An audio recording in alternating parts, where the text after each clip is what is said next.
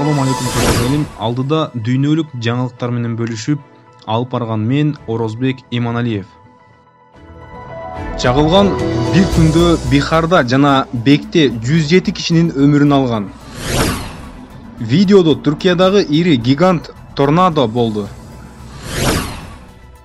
Ишемби күнү жуманын эң ысык күнү Москвада болот.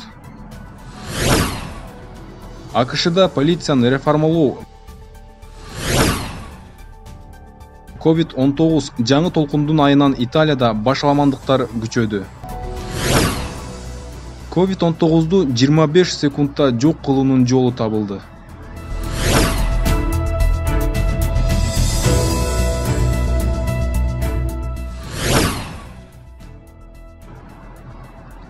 Бейшемби күнү эки мамлекеттин 31 округунда чагылган сокколары 107 кишинин өмүрүн алып кетти. Бихарда 83 жана Уэбте 24 адам. Метеорологдордун эскертүүлөрүнө ылайык эки мамлекеттин тургундары үйдүн ичинде калган. Анткени кийинки 72 саат ичинде күн күркүрөп турат. Бихарда жалпысынан 23 райондо адам өлүмү катталды. Түндүк бөлүгүндө Гопалганч, андан кийин 8 менен Мадхубани, Сиван менен Бхалапурдун ар биринде 6дан өлүм болгон. Чыгыш Чампанын Дарбханга, Бхалапур жана Банка ар биринен 5 каза болгонун билдиришкен. 24 июнь шаршемби күнү Стамбулда катуу мөндүр болду. Натыйжада шаардын бир нече райондорунун суу каптап, биринде дагы бир торнадо пайда болгон. Twitter социалдык тармагынын колдонуучулары ири торнадо тартылган видеолорду бөлүштү. Harrier Daily News билдиргендей, катуу шамал дарактарды кулатты. Үйлөрдүн биринин чатыры урап, ондогон унаалар жабыркады. Шамалдын кесепетинен бир адам каза болуп, дагы бир нече жергиликтүү тургундар жаракат алышты, деп жазат 360 канал. 25 июнда Түркиянын чыгышындагы жер титирөөдөн кийин 5 адам жеңил жаракат алгандыгы кабарланган. Провинциянын 10дон ашуун айылдарында үйлөргө зыян келтирилген, бир нече үйлөргө орто жана катуу зыян келтирилген. Bulaq.is.ru.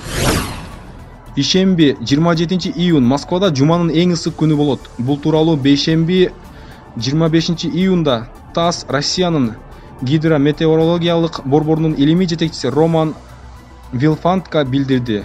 Болжолдоолорго ылайык ишемби күнү абанын температурасы +30, +32 чейин көтөрүлөт. Бул нормадан 5-6 градуска жогору. Синоптиктин айтымында ишемби күнү Москва шаарында жана аймакта жаан-чачын күтүлбөйт, деп жазат Федералдык жаңылыктар агенттиги Bulaq.is.ru. Мыйзам долбоору депутаттар тарабынан колдоого алынды. Эми сөз сенаторлор менен президенттин алдында турат. Айрыкча документте күзөтчүлөрдүн асфикция ыкмасы менен колдонулушуна тыюу салынат. Ордерсиз тинтүү да алынып салынат. Ошол эле учурда АКШда расизмге жана полициянын өзүн билемдигине каршы митингдер токтоп калбайт. Вашингтондо 200 адамдан турган топ бир катар борбордук көчөлөрдө тыгындарды пайда кылды. Ал эми Нью-Йоркто үй жайсыздар бутага айланды. Коргоочулар аны от менен аткылашты. Булак ТВР чекит бай. Кырдаалды жөнгө салуу үчүн армия тартууга туура келди. Окуялар Мондрагон шаарында болуп, анда 49 үйдүн жанындагы квартал кызыл аймак деп жарыяланган жана курчоого алынган. Бул жергиликтүү тургундардын кескин нааразычылыгын жаратты. Ок атышуу болду, коңшу үйлөрдүн терезелерине таштар уруп учуп кетти. Сыноолорго оң анализ көрсөткөн бир нече адам качып кеткен көрүнөт. Италияда COVID-19 учурунан 240 000 учуру ырасталды. 34 000ден ашуун адам өлгөн. Bulaq.tver.by. Коронавирусту 25 секундтун ичинде ультрасия көк менен нурлантуу жолу аркылуу жок кылса болот. Тажрыйба Бостон университетинин жугуштуу оорулар улуттук лабораториясында изилденгенинен Biospace порталы жазды. Микробиолог Энтони Гриффитс башында болгон топ бетине COVID-19 жабышкан буюм тайымдарды ар кандай ультрасия көк нурлантып көрүшкөн. Жыйынтыгында 1 чарчы сантиметр жердеги вирусту 22 м дж кубаттуулугундагы ультрасия көк нурлары 26 секунд ичинде жок кылары аныкталды. Ошондой эле окумуштуулар электр энергиясын үнөмдөөчү кубаттуулугу 13 ватт лампалар 15 чарчы метр бөлмөдөгү коронавирусту өлтүрө аларын далилдешти.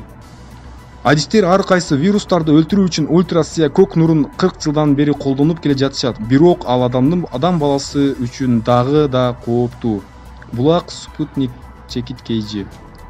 Бүгүнкү жаңылыктар ушуну менен аягына чыкты. Каналга катталып, дүйнөлүк жаңылыктар менен кабардар болуңуздар. Бардыгыңыздарга көңүлдүү кеч каалайбыз. Даярдаган Али Токтомушев.